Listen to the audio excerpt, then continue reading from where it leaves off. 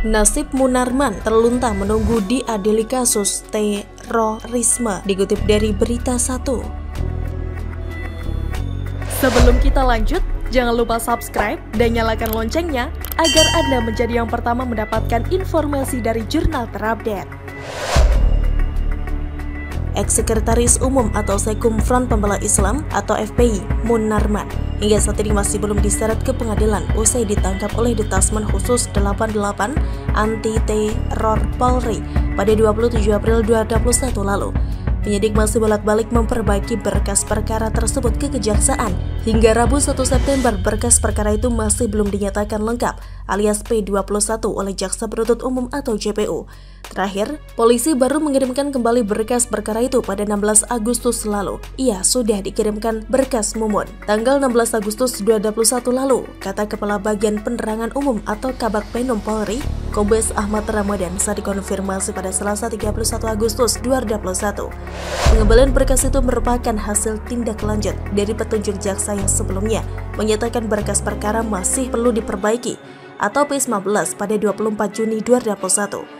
Kala itu jaksa meminta agar penyidik Densus melengkapi berkas dengan mengantongi hasil pemeriksaan dari sejumlah mantan pimpinan FPI seperti Habib Rizik Syihab, Sabri Lubis, dan Haris Ubaidillah.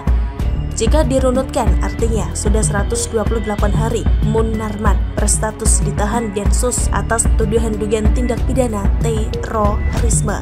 Atas penahanan itu, sejumlah pihak yang tergabung sebagai tim kuasa hukum Munarman masih gencar menyuarakan pembebasan mantan petinggi di organisasi masyarakat yang telah dibubarkan oleh pemerintah tersebut.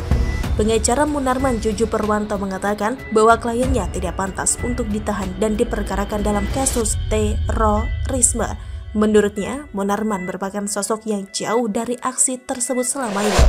Ia menilai berkas perkara yang tak kunjung rampung hingga saat ini merupakan langkah kepolisian untuk mengulur-ngulur waktu. Menurutnya, penanganan perkara kliennya terlalu berlarut-larut.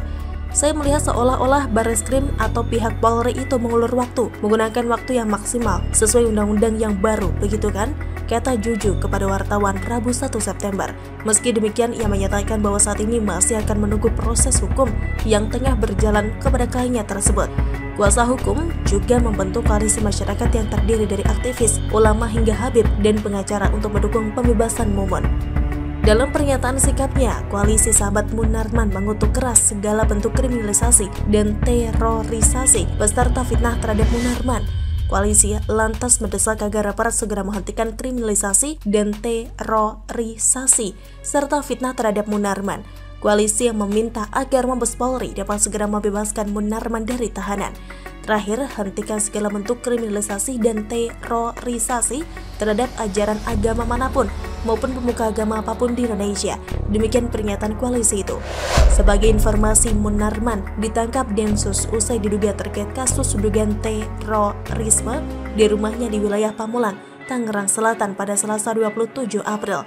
Kala itu Densus mengamini bahwa Munarman terlibat dalam sejumlah rencana aksi terorisme di Indonesia.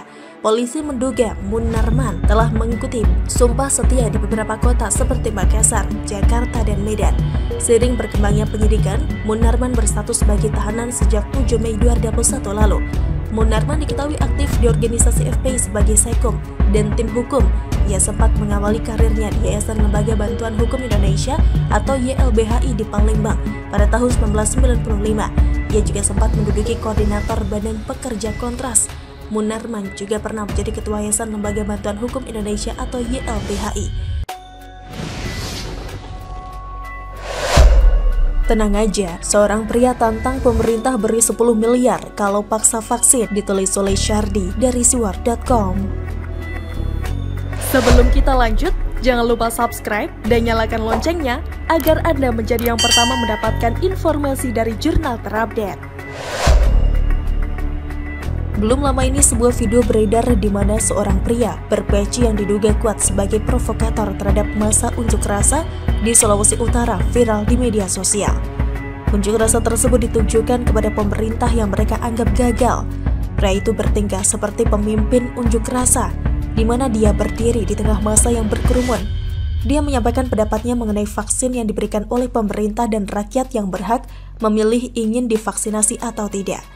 Di negara yang merdeka ini saya katakan, biarkan rakyat merdeka, divaksin atau tidak, katanya.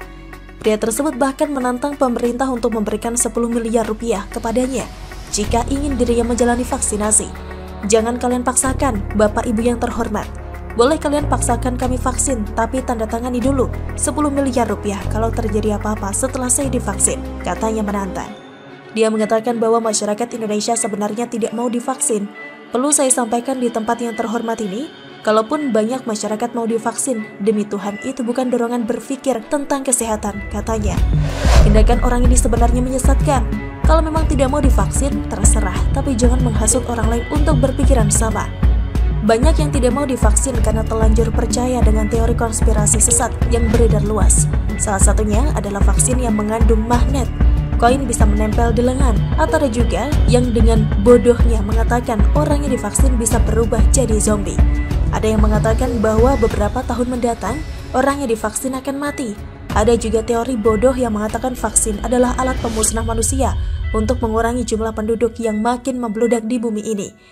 Dan lucunya, banyak yang percaya sehingga enggan divaksin. Yang membuat teori sesat seperti ini adalah orang yang tidak paham tentang teori dasar vaksin.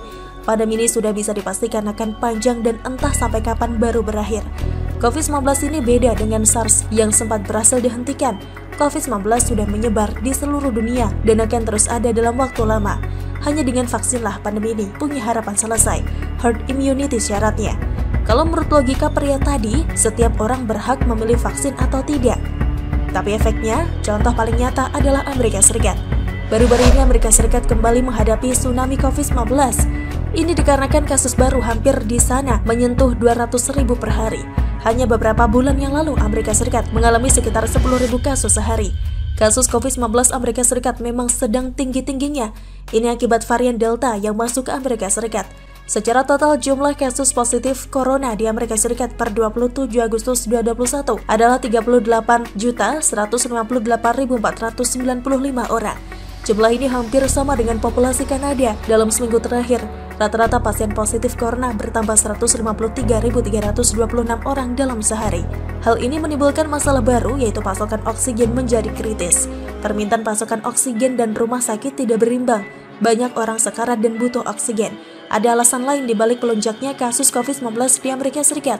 Meski 52% populasi nasional sudah divaksinasi, namun kasus tinggi terutama di wilayah selatan Amerika Serikat karena banyaknya warga yang tidak mau disuntik vaksin. Amerika Serikat sendiri tidak mewajibkan rakyatnya divaksin. Jadi sudah paham kan kalau vaksin itu penting, bukan hanya melindungi diri sendiri dari ancaman kematian dan efek risiko berat dari virus, tapi juga menyumbang percepatan herd immunity agar kehidupan kembali bisa normal atau minimum mendekati normal. Jadi kalau tidak mau divaksin, terserah. Asalkan nanti jangan merepet kalau kemana-mana jadi sulit karena tidak ada bukti vaksin. Apalagi meminta 10 miliar rupiah, gila betul.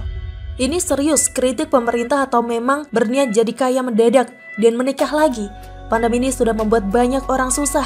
Siapapun pasti ingin segera keluar dari jeratan pandemi ini dan beraktivitas seperti biasa. Jangan bikin provokasi dan hasutan yang menghambat kerja pemerintah. Jangan nanti kayak beberapa orang yang menolak vaksin tapi ketika sudah terinfeksi. Banyak kisah mereka yang menyesal dan semuanya sudah terlambat. Jangan banyak gaya dan sok hebat. Bagaimana menurut Anda? Silahkan tulis komen Anda di kolom komentar. Jangan lupa untuk like, subscribe, dan share. Arkana pamit, sampai jumpa.